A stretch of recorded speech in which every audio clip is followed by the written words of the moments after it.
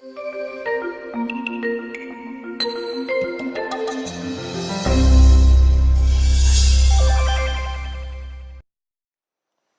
was developed in times of the Kyoto Protocol. It was developed because we realized that emissions from forest were very important.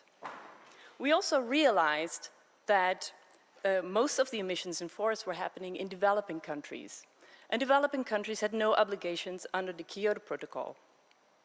So developing countries were asked to voluntarily contribute to climate change through reducing emissions from deforestation, forest degradation, and through enhancing carbon stock in their forests through the plus activities. Under the Paris Agreement, all countries are asked to contribute to climate change. The Paris Agreement now embedded REDD+ in Article 3, and a lot of countries have now included REDD+ as part of their nationally determined contribution. Now let's have a look at the global progress by looking at what countries have reported so far to the UNFCCC. If I manage, oh, sorry.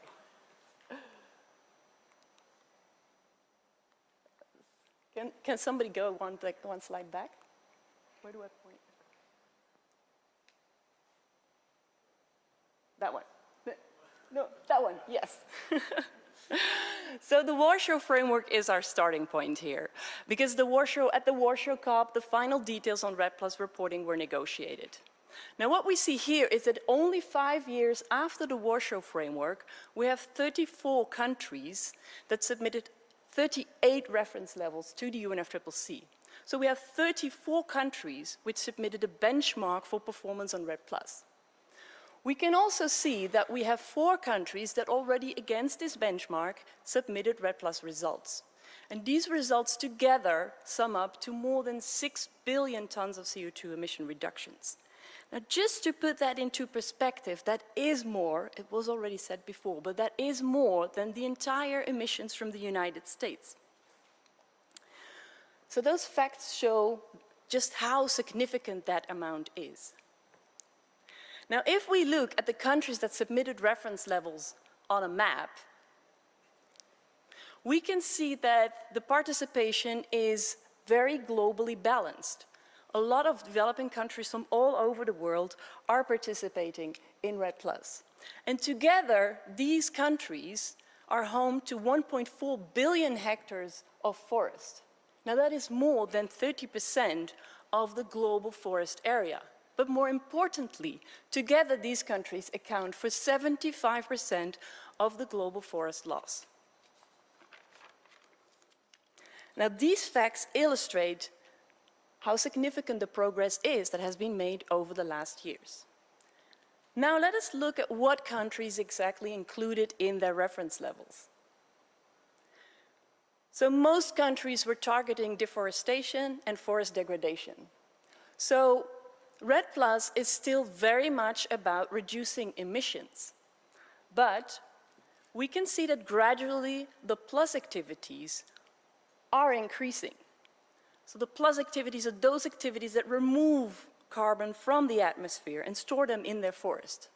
Now this is important because a lot of climate models project that the 2-degree scenario can only be met with substantial removals from the forest. And this role is projected to become more and more important in the future.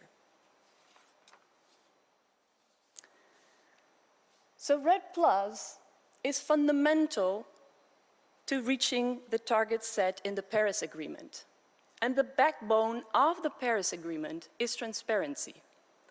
Transparency is needed to build trust.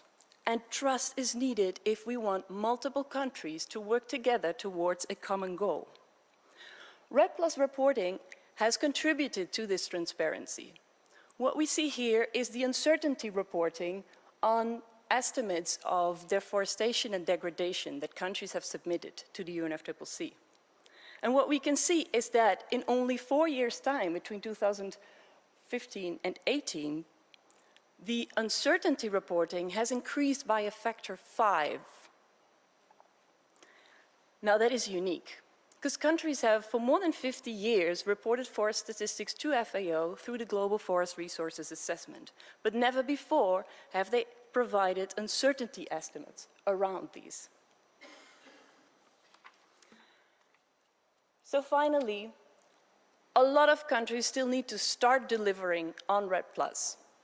A lot of work still lies ahead of us, but with these facts, I just wanted to highlight the enormous progress that has been made, that a lot has indeed been achieved. Thank you.